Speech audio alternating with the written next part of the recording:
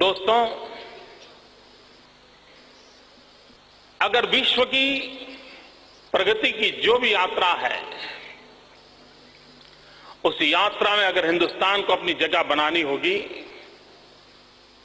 तो पहली आवश्यकता है हम सुराज्य पे बल कैसे दें। और जब मैं सुराज्य कहता हूं तब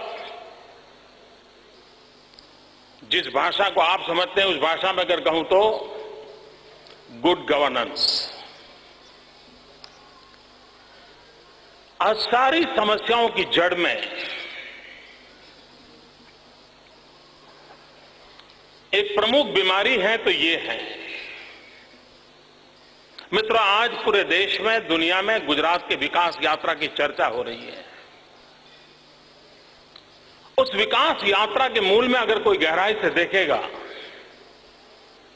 तो एक बात पर बल दिया है और वो है गुड गवर्नेंस। और लेकिन हम एक कदम आगे हैं। मैं जब गुड गवर्नेंस की चर्चा करता हूं तो मैं अपने मॉडल की बात करता हूं तो मैं कहता हूं P2G2, pro people good governance. आमतौर पर हमारे यहां शासन फायर फाइटर का काम करता है।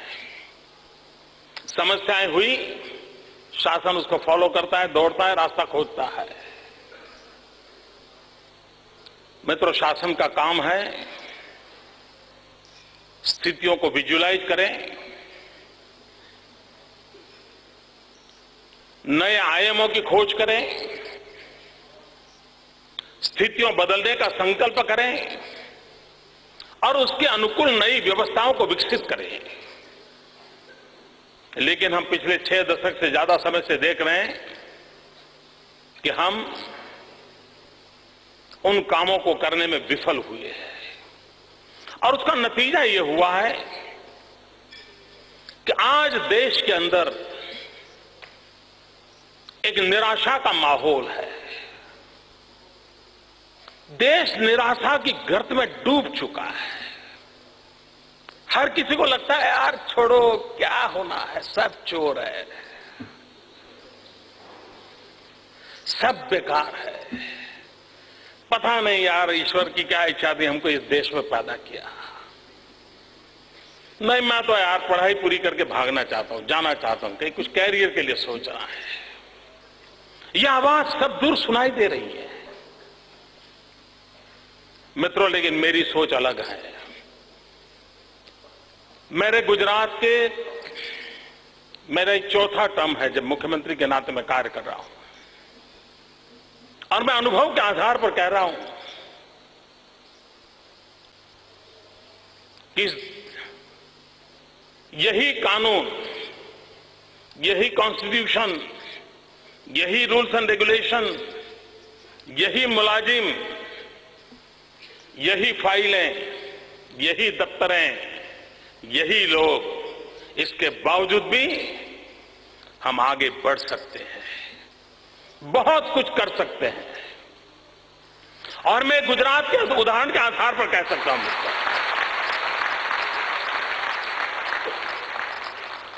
मित्रों, यहां आप लोग बैठे हैं, एक ही चीज को देखने का अलग अलग नजरिया होता है।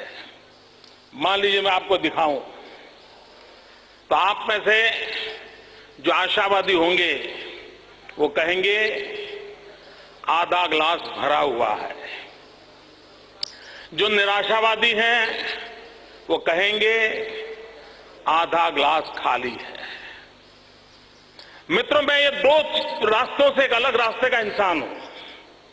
मेरी तीसरी सोच है और मेरी सोच ये है, ये ग्लास भरा हुआ है, आधा पानी से, आधा हवा से।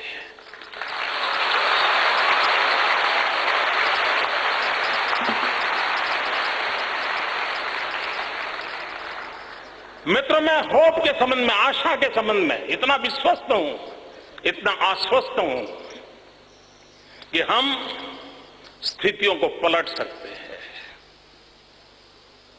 मुझे भी एक देश के एम्बेसडर मिलने आए थे। काफी फॉर्मल बात होने के बाद वो धीरे से राजनीति की ओर जाने की कोशिश की उन्होंने, और उन्होंने मुझे पूछा कि आपको क्या लगता है हिंदुस्तान के सामने दो प्रमुख चैलेंजेस क्या है।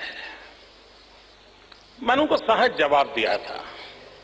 मैंने कहा हमारे लिए सबसे बड़ी चैलेंज ये है कि हम अपॉर्चुनिटी का यूज कैसे करें। तो उन्होंने पूछा कैसे। मैंने कहा कि मेरा देश दुनिया का सबसे नौजवान देश है। 65% जनसंख्या मेरी बिलो 35 है। पूरा यूरोप बूढ़ा हो चुका है, चाइना बूढ़ा हो चुका है। विश्व में सबसे नौजवान देश है ये।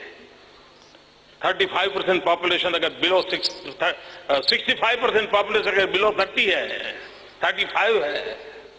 लेकिन दुर्भाग्य मेरा यह है कि इतनी बड़ी अपॉर्चुनिटी, इतना बड़ा डेमोग्राफिक स्कोप, इसको हम उपयोग नहीं कर पा रहे। ये सबसे बड़ी चैलेंज है। दूसरा उन्होंने पूछा, मैंने कहा मेरा देश गरीब नहीं है। हमारे पास अपार भू संपदा है, धन संपदा है, इतने नेचुरल रिसोर्सेज हैं। हमारा पूरा ईस्टर्न इंडिया देख लीजिए, नेचुरल रिसोर्सेज से भरा पड़ा है, लेकिन हम उसका सही इस्तेमाल कर करके समृद्धि की ओर जा नहीं पा रहे हैं। और इसलिए हम अवसर को खोते चले जा रहे हैं। अवसर को कैसे पकड़ना, उसको कैसे चैनलाइज करना, उसको उसमें से कैसे वेल्थ क्रिएट करना, उसमें से कैसे डेवलपमेंट करना, उस चैलेंज को हमने पूरा करना है। भाई बहनों, इन दोनों गुजरात की बड़ी चर्चा होती है, लेकिन गुजरात ने अपनी विकास की यात्रा के मॉडल में एक बात का ध्यान रखा है।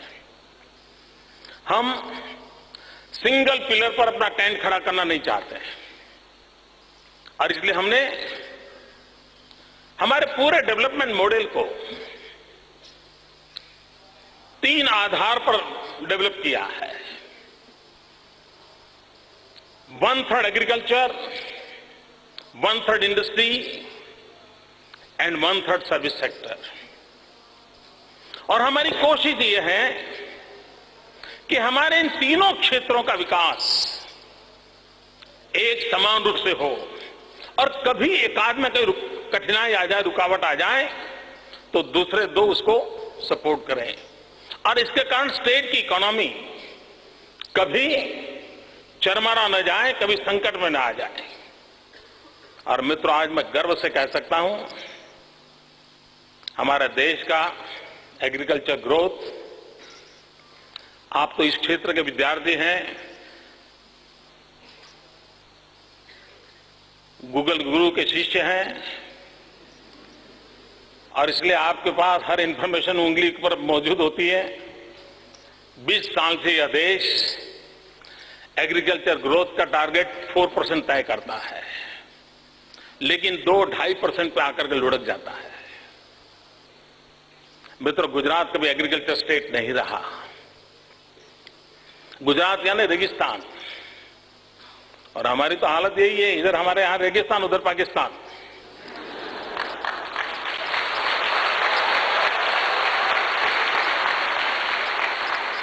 बारिश पर हमारी सारी दुनिया डिपेंडेंट है। उसके बावजूद भी मित्रों, जो राज्य 7 year out of 10 years water scarcity से गुजारता था, आज वो राज्य पिछले दशक में 10% प्लस एग्रीकल्चर ग्रोथ कर करके एक नया इतिहास रचा है।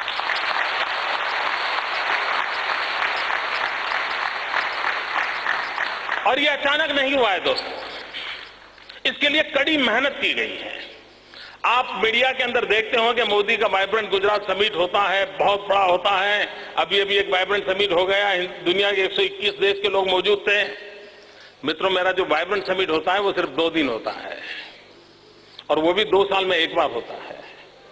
लेकिन मैं एवरी ईयर मई जून महीने में, जबकि गुजरात में टेम्परेचर 44 डिग्री होता है, 1 महीने के लिए कृषि महोत्सव करता हूं। मेरी सरकार के 1 लाख से ज्यादा सरकारी कर्मचारी मेरे साथी गांव जाते हैं, खेतों तक जाते हैं, और लैब से लैंड तक नॉलेज ट्रांसफर कैसे करना, नए इनोवेशंस को खेत तक कैसे पहुंचाना, उसके लिए जी जान से जुटे रहते हैं। मित्रों, हिंदुस्तान के अंदर मनुष्य के पास हेल्थ कार्ड नहीं है, लेकिन गुजरात एक ऐसा राज्य है जहां किसानों के पास सॉइल हेल्थ कार्ड है, और उसके कारण उसे पता चलता है कि मेरी जमीन में क्या ताकत है, क्या नहीं है, क्या कमी है, कौन सा फर्टिलाइजर चाहिए, किस क्रॉप के लिए अनुकूल है, किस सीजन में क्या करना चाहिए, वो भली भांति जानता है। हमने मित्रों जल संचय का बहुत बड़ा अभियान चलाया। 6 लाख से अधिक पानी को रोकने के लिए स्ट्रक्चर बनाए, छोटे छोटे। और गुजरात अकेला राज्य है, सारे देश में वाटर टेबल नीचे जा रहे हैं। We are only exceptional state जहां वाटर टेबल ऊपर आ रहे हैं।